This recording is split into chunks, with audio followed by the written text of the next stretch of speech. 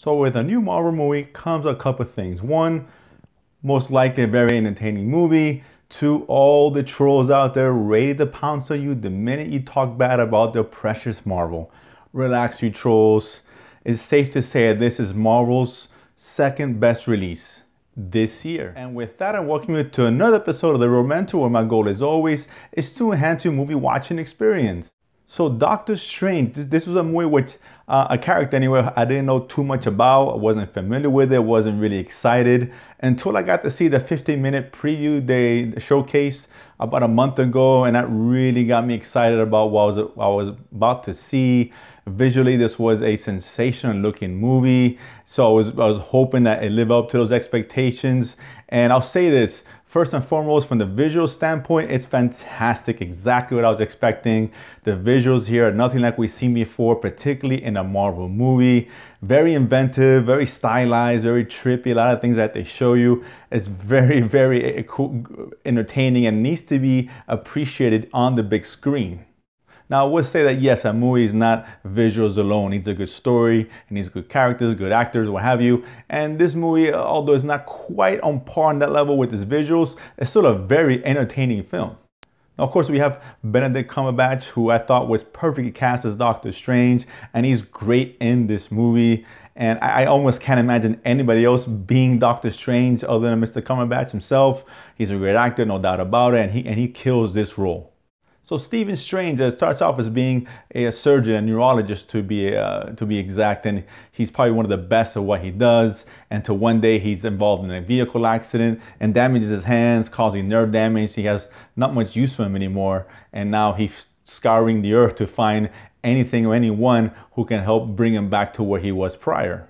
Now, eventually he ends up halfway across the world to Nepal, where he's confronted by the Ancient One, who's able to teach him things that he never really thought possible. Now, this movie is very much a Doctor Strange movie. It's an origin flick, which I really enjoy. And it kind of reminded me of Iron Man in some respects, because Strange himself is very similar to Tony Stark. He's obviously well off, he's highly intelligent, but he's also very arrogant, self-centered, and obviously he's put in a position where he's thrust to be a hero, much like with Tony Stark. And now some good, interesting similarities between that. Now, don't get me wrong, this isn't just about Benedict Cumberbatch. It's got a good supporting cast around them. Rachel McAdams is okay. Ejiofor is okay as well. But Tilda Swinton really, I think, steals a lot of the scenes that she's in, particularly alongside holding her own with Cumberbatch. Although those questions about the whitewashing, her being cast as the Ancient One, you kind of forget all about that once the movie gets going. She's great. She's a badass in this flick, and it's probably the second best part about this movie.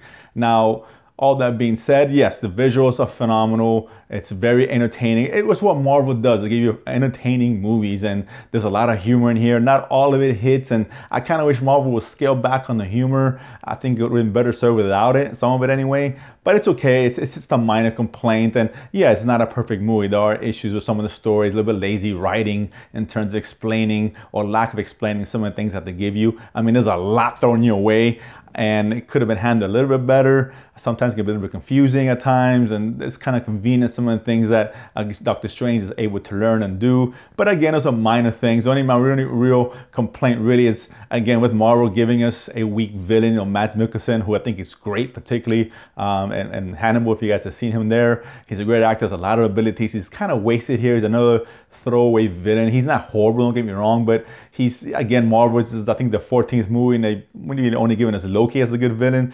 You know, Mikkelsen's character lacked a little bit of depth, but, you know, and his motivations are a little bit muddled. But whatever, he's fine. It's not the worst thing in the world. Again, this movie focuses on Doctor Strange, and it should, and I get it. It needs to, because there's a lot to be told here. But again, all minor gripes is a super entertaining movie. I mean, it's not up there with The Winter Soldier, Civil War, Guardians of the Galaxy. Might be the most original movie since Guardians of the Galaxy in terms of the Marvel Universe. And I'm really excited to see how they plug him in going forward into the MCU. But again, you have a great time in this movie. Some of the action set pieces are really, really interesting, really well done. It's almost worth watching twice, to be honest with you. And if you get a chance to catch it in IMAX, I highly recommend it. There's an hour footage shot in IMAX specifically. So, and of course, as always, there's one mid-credit scene and one post-credit scene. So they're both worthy of watching. So stick around to the end, very, very end of the movie to catch those. But either way, Doctor Strange, if you're gonna watch it, of course you are. Everybody's a Marvel fan. But either way, comment below, let me know where you guys thought. And of course, as always, don't forget to subscribe below and feed my need to go to the movies and talk about it afterwards. See you guys next time.